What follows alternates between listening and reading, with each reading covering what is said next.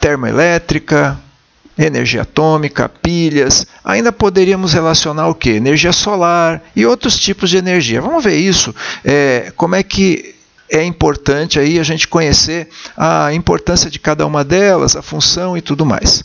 Bom, função do gerador: transformar energia não elétrica em energia elétrica. Então nós vamos pegar aí algum tipo de energia elétrica, qualquer que seja ele, e essa energia elétrica ela vai passar por um determinado processo e esse processo vai transformar ela em energia elétrica.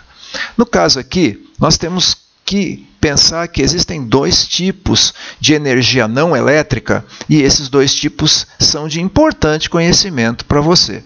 Primeiro, é que existem formas não renováveis de energia não elétrica. Quer dizer, as fontes de energia que vão entrar no gerador, elas têm que ser alimentadas e não tem como recuperar, elas vão gerar lixo, detrito ou coisa que o valha. Aonde é que isso vai acontecer? Nas usinas termoelétricas, lembrando que a usina termoelétrica ela usa combustível fóssil, ela usa geralmente carvão ou óleo. Tá? Então, obviamente, isso aqui vai gerar carbono no ar atmosférico, vai aquecer o meio ambiente, não é ecologicamente aceitável. As usinas atômicas elas usam combustível nuclear, né?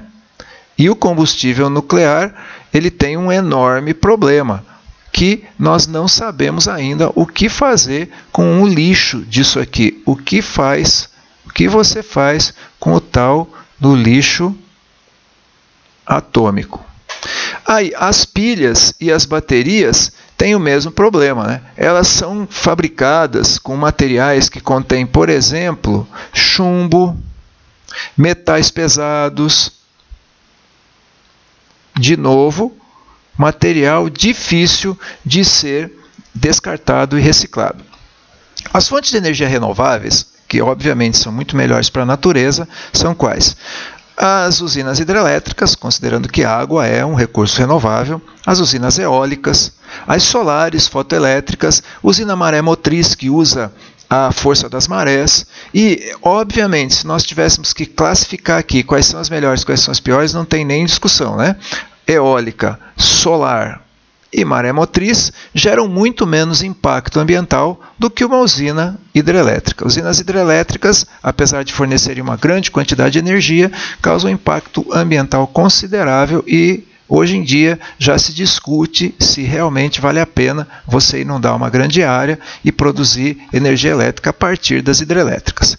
Bom, vamos ver de que modo esse tipo de conteúdo é cobrado no Enem e nos vestibulares. Tem uma questãozinha aqui do Enem que faz a seguinte pergunta. Na figura abaixo está esquematizado o tipo de usina usada na geração de eletricidade. Você observa aqui que a usina que a gente está vendo é uma usina hidrelétrica. Olha a água aqui, né? Olha a água aqui, servindo de fonte energética, descendo aqui por uma tubulação a partir de uma certa altura e fazendo uma turbina girar. Então, isso aqui é uma usina hidrelétrica. Analisando o esquema, é possível identificar que se trata de uma usina, óbvio, já falamos, hidrelétrica. E o que ela faz? Porque a usina faz uso, atenção, da energia cinética da água. Quem faz isso é a diferença de altura provocando o movimento. Portanto, resposta correta, alternativa B para essa questão aí. A próxima questão, que também é do Enem, diz o seguinte: em usinas hidrelétricas, a queda d'água move turbinas que acionam geradores. Em usinas eólicas, os geradores são acionados por hélices movidas pelo vento. Na conversão direta solar-elétrica, são células fotovoltaicas que produzem tensão elétrica. Além de todos produzirem eletricidade, esses processos têm em comum o fato de... o que ele usou aqui? Ele usou usinas hidrelétricas, ele usou usinas eólicas, ele usou conversão solar elétrica. Aí ele diz, isso tem em comum o fato de não provocarem impacto ambiental. A gente acabou de falar que as usinas hidrelétricas provocam impacto ambiental e, na realidade, qualquer uma delas produz impacto ambiental, porque a partir do momento que você ocupou um espaço, esse espaço já causa impacto no ambiente em que ele está. Então, isso não é verdade. Independer de condições climáticas. Também está errado, praticamente todas dependem, né? A hidrelétrica depende, a usina eólica depende fundamentalmente de condição climática, porque é vento, e a solar também. A energia gerada poder ser armazenada. Aí, pessoal, um negócio importante.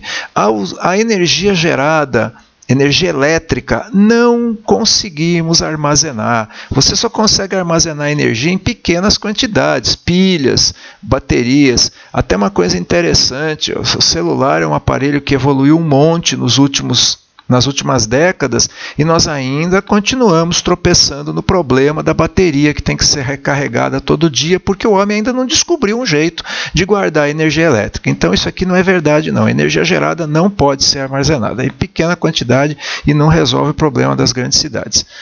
D. Utilizarem fontes de energia renováveis. É essa aqui, né? Ó. Os três ali utilizam fontes de energia renovável, portanto, resposta certa, alternativa D. E a 5.4, que está aqui do lado, ó, o gerador de eletricidade é um aparelho que faz o quê? O papel do gerador de eletricidade é transformar energia não elétrica em energia elétrica. Portanto, resposta alternativa D. Bom, na continuidade dessa parte, agora nós vamos estudar a equação do gerador, como é que ele funciona e como é que nós calculamos as correntes, a resistência interna e tudo mais desse aparelho. No próximo segmento, então, vamos começar com essa parte aí.